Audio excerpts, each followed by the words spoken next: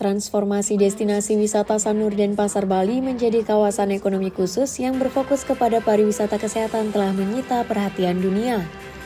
Menteri Badan Usaha Milik Negara atau BUMN Erick Thohir menekankan pentingnya inovasi dalam menciptakan ekosistem pariwisata yang berkelanjutan untuk meningkatkan pertumbuhan ekonomi Indonesia melalui pariwisata. Salah satunya dengan menghadirkan kawasan ekonomi khusus Sanur yang terdiri dari Convention Center seluas 3.750 meter persegi dan Alster Lake Clinic dengan terobosan medikal teknologi mereka.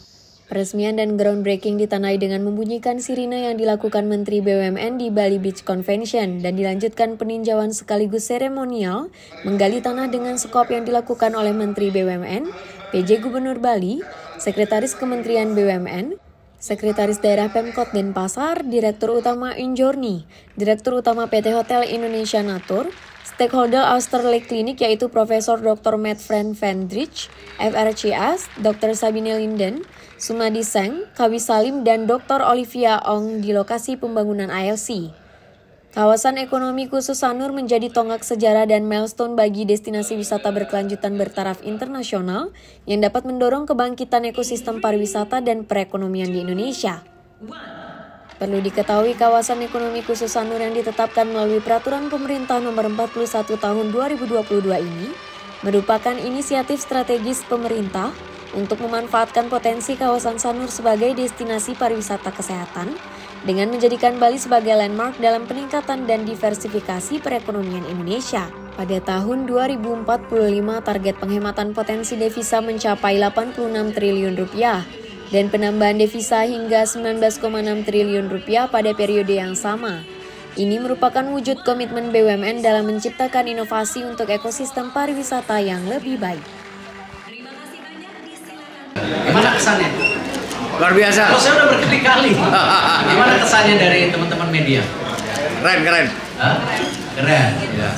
Dan ini membuktikan bahwa kalau kita mengelola BUMN secara serius, ya transparan, juga kita lakukan benchmarking perbandingan, bagaimana standar-standar yang bisa kita jalankan sama-sama.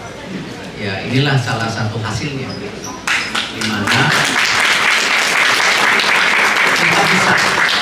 bisa kalau mau sama-sama melakukan sebuah perubahan yang positif, ya bukan tadi yang hanya bicara ini harusnya begini, itu harus begitu, tetapi hasilnya tidak terlihat.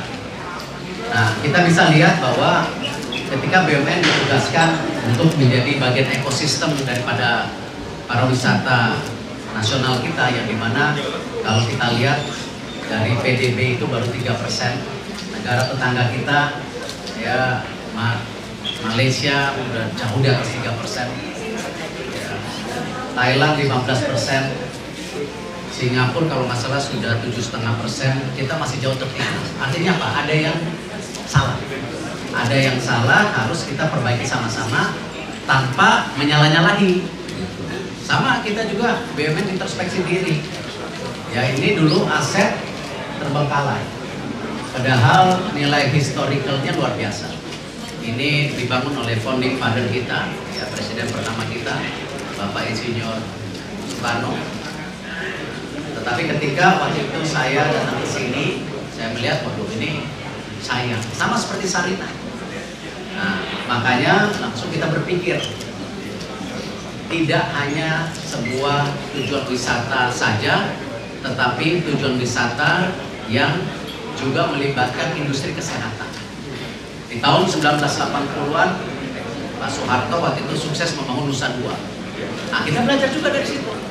Makanya di sini seperti Nusa Dua, tetapi untuk hospital, untuk rumah sakit, klinik dan lain-lain, yang memang data-datanya tadi sudah pariwisata kita kalah dengan tetangga, juga banyak juga masyarakat kita berobat ke luar negeri. Nah ini yang kita set ulang, kita perbaiki.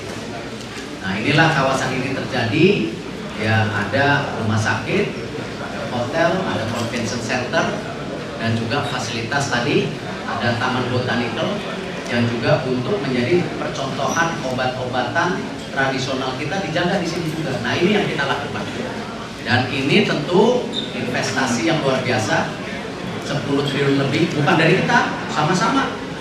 Ya, dari swasta memasukkan investasi ke sini, BUMN, ini yang saya bilang bersama-sama sebuah kerjasama yang baik, sehingga nanti tidak hanya kita bisa meningkatkan jumlah wisata di Bali dan di Indonesia, dan juga membuka lapangan pekerjaan sampai 43.000, dan UMKM kita rawat menjadi bagian dari keluarga besar kita. Nah, ini yang saya rasa sebagai percontohan yang kita akan terus dorong, baik di Mandalika, di juga nanti Labuan Bajo, ya, ada juga wilayah-wilayah lain yang memang kita akan coba perbaikin secara ekosistem, terintegrasi, tidak hanya sendiri-sendiri. Target sumbangsih dari kawasan ekonomi khusus ini kepada penerimaan negara berapa? Dari kawasan misalnya?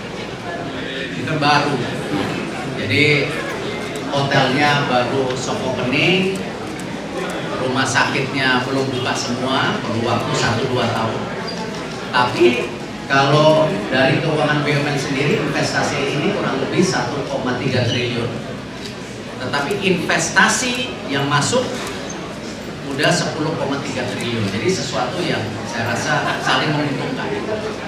Ini yang kita dorong. Tapi kalau dilihat jumlah besarnya, kita baru bisa lihat 2-3 tahun ke depan setelah kita ada seluruh investasi terjadi.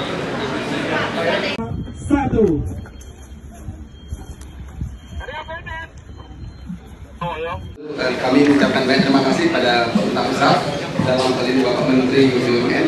Kalau teman-teman sebelumnya pernah kemari akan melihat ini berubah sekali wajah Bali di sini, sangat mengagumkan. Dan sekali lagi mengucapkan terima kasih, apalagi Sanur ditantang menjadi kawasan ekonomi khusus kesehatan. Ini akan menjadi destinasi wisata baru, dan ini tentu itu kami optimis wisata di depan Bali, jumlah wisatawan yang datang ke Bali akan meningkat. Terkait blueprint sedang dipersiapkan, saat ini juga sedang disiapkan studi kelayakan untuk pembangunan sampai Bali, dan segera selesai dia bisa di